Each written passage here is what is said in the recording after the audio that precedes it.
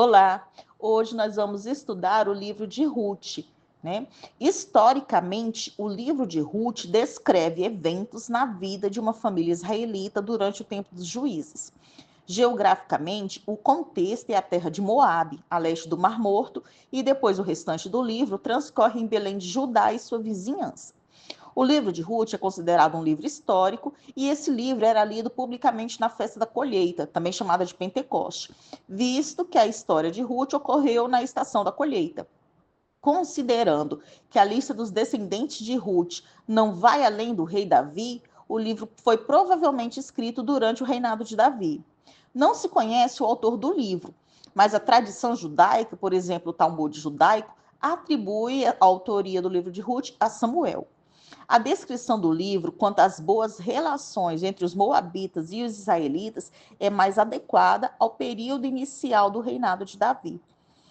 O livro de Ruth ele foi escrito a fim de mostrar como, através do amor altruísta e do devido cumprimento da lei de Deus, uma jovem mulher moabita, virtuosa e consagrada, veio a ser a bisavó do rei Davi de Israel. O livro também foi escrito para perpetuar uma história admirável dos tempos dos juízes a respeito de uma família piedosa cuja fidelidade na adversidade contrasta fortemente com o generalizado declínio espiritual e moral em Israel naqueles tempos. 6 características principais assinalam o livro de Ruth. Primeiro, é um dos 2 livros da Bíblia que leva o nome de uma mulher, o outro é o livro de Esther. Segundo, este livro escrito, tendo ao fundo o horizonte abominável da infidelidade e apostasia de Israel durante o período dos juízes, descreve as alegrias e pesares de uma família piedosa de Belém durante aqueles tempos caóticos.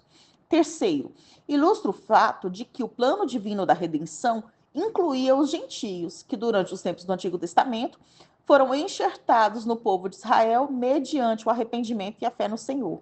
Quarto, a redenção é um tema central, do começo ao fim do livro, sendo o papel de Boaz como parente remidor, como parente resgatador, uma das ilustrações ou tipos mais claros do ministério mediador de Jesus Cristo. Quinto, o versículo mais conhecido deste livro consiste nas palavras que Ruth dirigiu a Noemi quando ainda estava em Moabe. Aonde quer que tu fores, irei eu, e onde quer que pousares à noite, ali pousarei eu. O teu povo é o meu povo, o teu Deus é o meu Deus. Sexto, traça um retrato realista da vida com seus contratempos, mas também mostra como a fé e a fidelidade de pessoas piedosas ensejam a Deus a oportunidade de converter a tragédia em triunfo e a derrota em bênção. Agora nós vamos estudar o capítulo 1 do livro de Ruth. Versículo 1 do capítulo 1. A fome era, às vezes, um sinal da desaprovação do Senhor para com o povo, que naquela época estava adorando os Baalins. A fome atingiu Belém, cujo nome hebraico significa literalmente casa de pão. Por causa da fome, uma família de Belém fez o que é certo aos seus próprios olhos e deixa a terra prometida, indo viver em Moabe, onde o aspecto econômico parecia mais favorável. Em alguma parte do caminho, essa mudança temporária se tornou uma estadia permanente. Versículo 2 do capítulo 1. Elimeleque era o marido de Noemi e levou a esposa e os filhos, Malom e Quilion, para Moabe. Elimeleque significa meu Deus é rei, o que aumenta a ironia de ter ido a Moabe. Noemi significa agradável.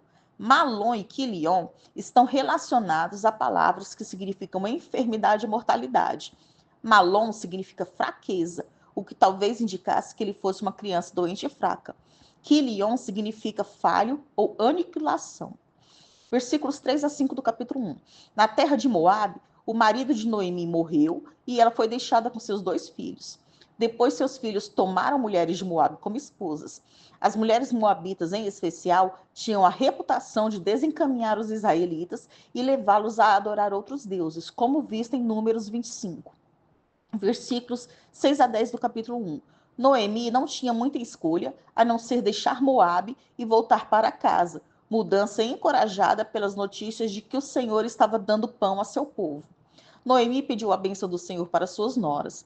As mulheres estavam tristes em ter que se despedir, elas se abraçaram e choraram.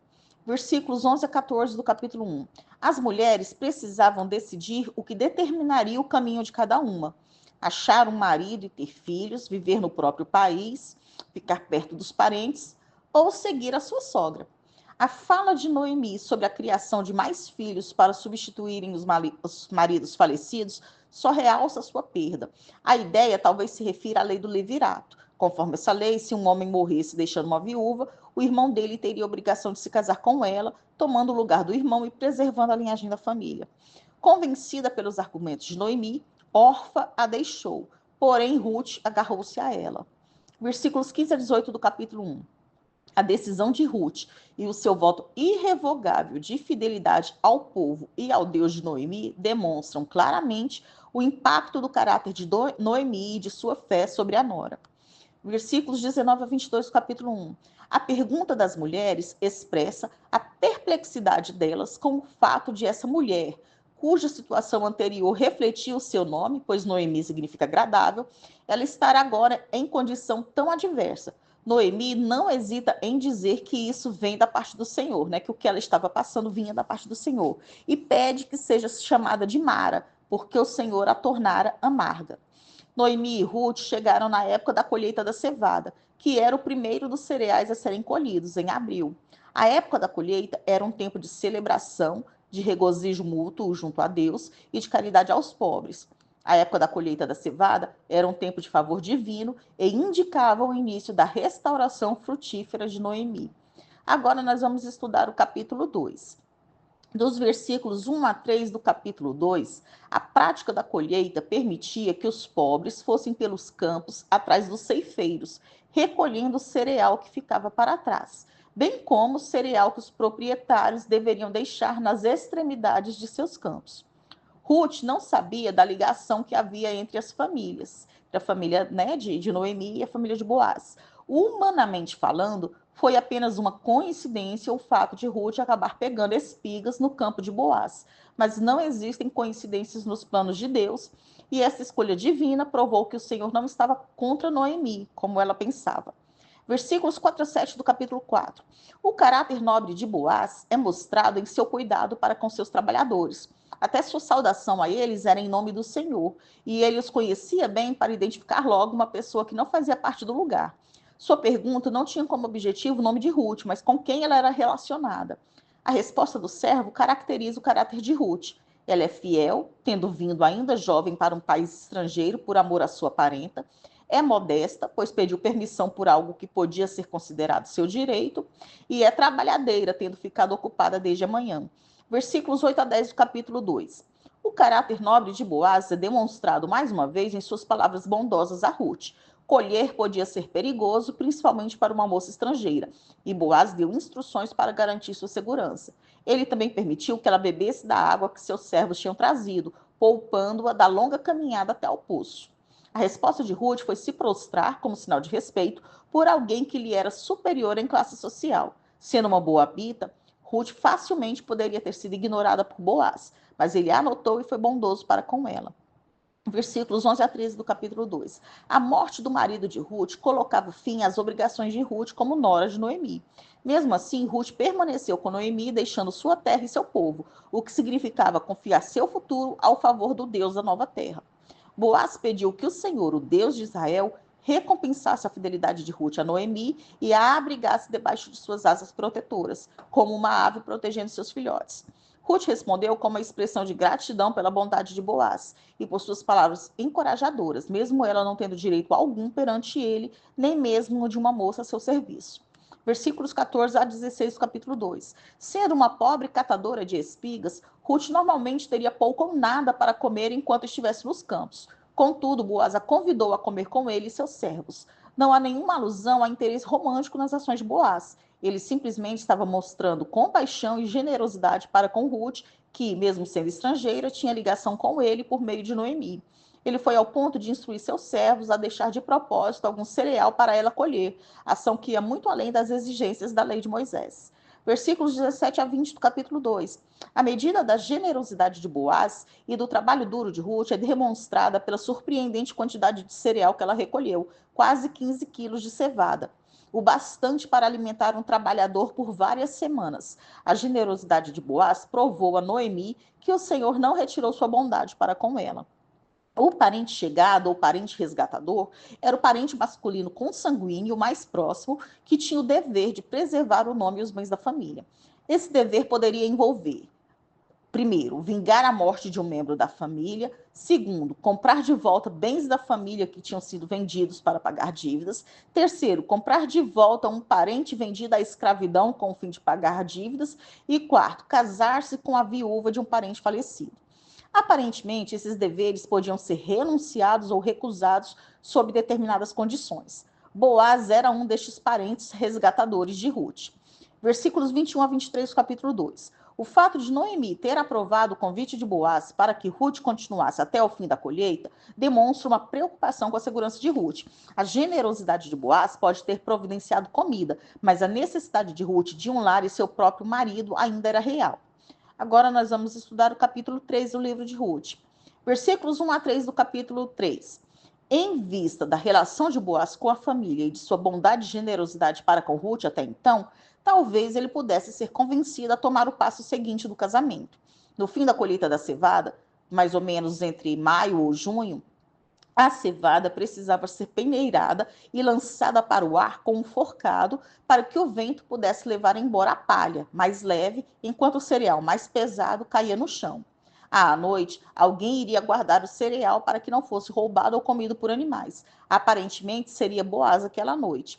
O fato de Ruth se vestir como Noemi instruíra não aumentaria sua atratividade aos olhos de Boaz, apenas simbolizaria que o período de luto por seu marido havia terminado e sinalizaria que ela desejava um novo casamento. Versículos 4 a 7 do capítulo 3. Noemi instruiu Ruth a ir até Boaz quando ele estivesse dormindo. Boaz tinha bebido, mas dificilmente ficara bêbado. Depois de todo o trabalho e festividades do dia, Boaz deitou-se ao pé de um monte de cereais, lugar onde Ruth poderia encontrá-lo em particular. Noemi disse para Ruth descobrir os pés de Boaz, e não há explicação na palavra para isso.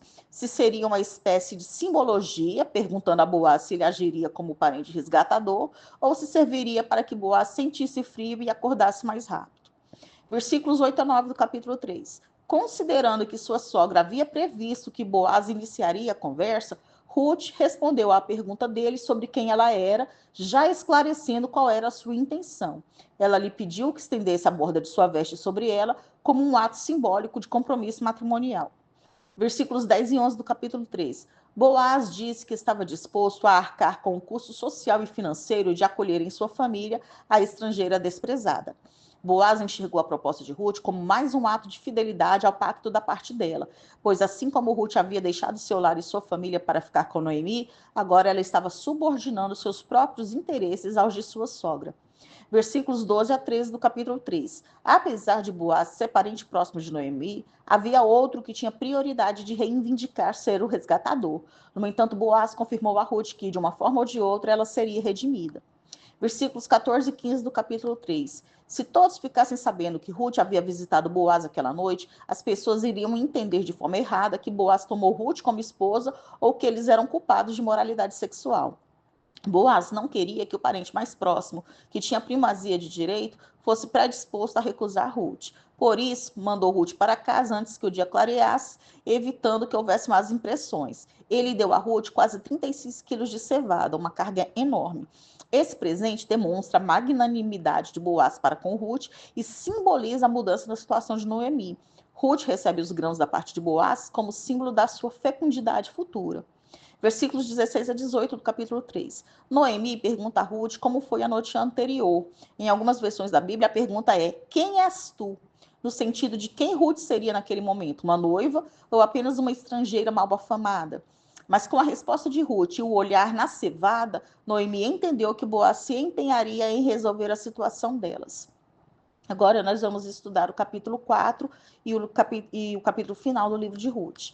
Versículos 1 a 2 do capítulo 4. A porta da cidade era o centro de atividades e servia de local para assembleias e como tribunal para tratar de casos legais. Os anciãos da cidade desempenhavam o papel de júri num caso judiciário e sua decisão era reconhecida como imutável. Versículos 3 a 4 do capítulo 4. Sendo viúva, Noemi não tinha o direito de vender a terra de seu falecido marido. No entanto, ela poderia dar a outra pessoa o direito de usar aquela terra até o próximo ano do jubileu. Em vez do controle da terra ir para fora da família, Boaz pediu uma intervenção no sentido do uso da lei do parente resgatador para adquirir a terra. Boaz chamou a atenção do primeiro parente resgatador a essa questão, e se ele não quisesse redimir a propriedade, Boaz estava disposto a fazê-lo. Versículos 5 a 8 do capítulo 4. Além do custo financeiro de redimir a terra, havia um custo social, pois a transação incluía o casamento com Ruth, e assim levantar o nome do marido falecido dela como sua herança, conforme dita o levirato. Neste caso, não havia obrigação legal do primeiro parente resgatador nem de Boaz. Mesmo assim, Boaz defendeu que era uma obrigação moral. O parente resgatador mais próximo não quis assumir a função e sua decisão foi confirmada por um gesto legal que consistia em tirar o calçado e dar à outra parte. Versículos 9 a 12 do capítulo 4. Ao receber o calçado, Boaz se comprometeu a redimir a propriedade de Noemi, a se casar com Ruth e a perpetuar os nomes de Elimeleque e Malom em seu patrimônio. As bênçãos dos anciãos pode ter sido apenas o convencional para casais casados em Belém, mas teve uma importância maior para Boaz e Ruth, pois através de Ruth, Boaz realmente se tornaria famoso e teria seu nome lembrado em Belém.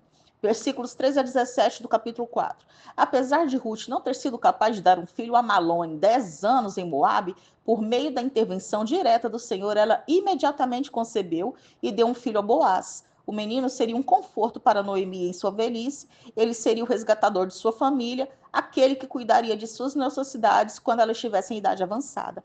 A criança recebeu o nome de Obed, forma abreviada de Obadias, que significa servo do Senhor.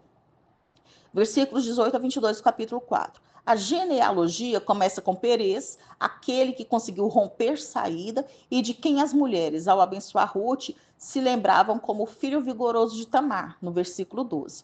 Como Ruth, Tamar também se tornou antepassada de Davi de modo inesperado. Não apenas de Davi, né, mas do próprio Senhor Jesus Cristo. A genealogia nos mostra que o Senhor tinha planos maiores do que simplesmente unir duas pessoas dignas ou preencher o vazio de uma viúva judia. Então, encerramos aqui o estudo de todo o livro de Ruth.